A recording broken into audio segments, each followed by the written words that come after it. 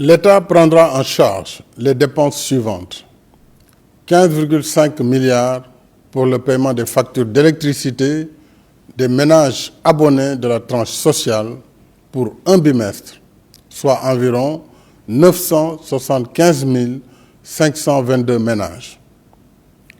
3 milliards pour la prise en charge des factures d'eau de 670 000 ménages abonnés de la tranche sociale pour un bimestre. 69 milliards au lieu des 50 initialement prévus pour l'achat de vivres au bénéfice d'1 million de ménages éligibles. 12,5 milliards pour aider la diaspora. Troisièmement, l'État sauvegardera la stabilité macroéconomique et financière pour soutenir le secteur privé et maintenir les emplois à travers un programme d'injection de liquidités assorti de mesures fiscales et douanières. Ainsi, 302 milliards seront consacrés au paiement dû aux fournisseurs de l'État. Les règles et priorités de paiement concourant à l'objectif de stabilité économique seront publiées et connues de toutes les entreprises. Ces dernières s'engageront à maintenir les salaires. Une enveloppe de 100 milliards sera spécifiquement dédiée à l'appui direct des secteurs de l'économie les plus durement touchés par la crise, notamment les transports, l'hôtellerie et également l'agriculture. De même, en rapport avec le secteur financier, l'État mettra en place un mécanisme de financement à hauteur de 200 milliards, accessible aux entreprises affectées selon une procédure allégée. L'État procédera au remboursement des crédits de TVA dans des délais raccourcis pour remettre de la trésorerie aux entreprises.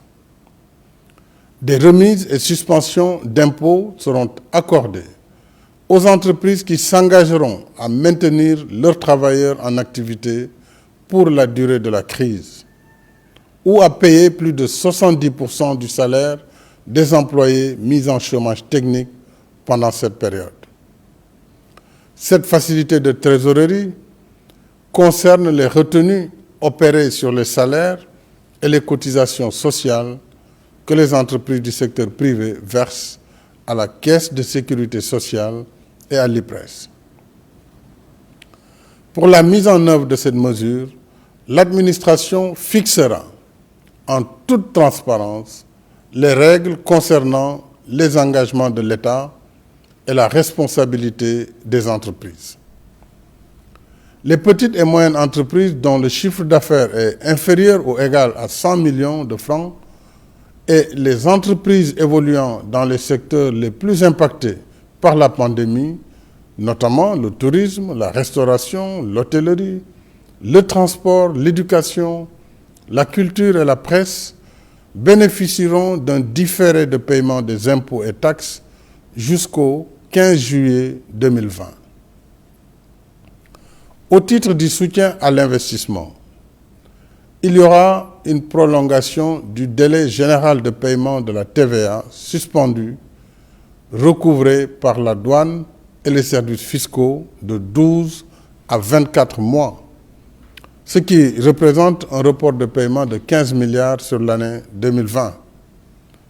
Il sera accordé une remise partielle de la dette fiscale constatée au 31 décembre 2019, due par les entreprises et les particuliers pour un montant global de 200 milliards. De même, l'État procédera à la suspension du recouvrement de la dette fiscale et douanière des entreprises les plus affectées par le Covid-19. En contrepartie, elles devront s'engager à maintenir les salaires de leurs employés ou à payer plus de 70% du salaire des employés mis en chômage technique. Les entreprises et personnes physiques qui soutiennent le force Covid-19 sous forme de dons versés au compte ouvert au Trésor public pourront déduire ces dons de leur futur résultat fiscal. J'ai également ordonné une réorganisation du budget par des coupes sur les dépenses de fonctionnement et d'investissement reportées, ce qui correspond à une économie de 159 milliards de francs.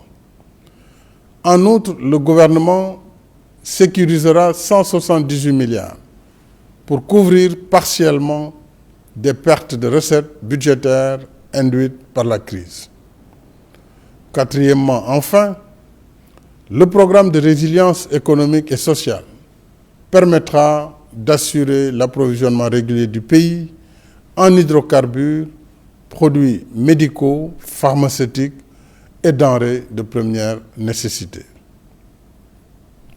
Le gouvernement veillera particulièrement à lutter contre toute pénurie artificielle et hausse indue des prix.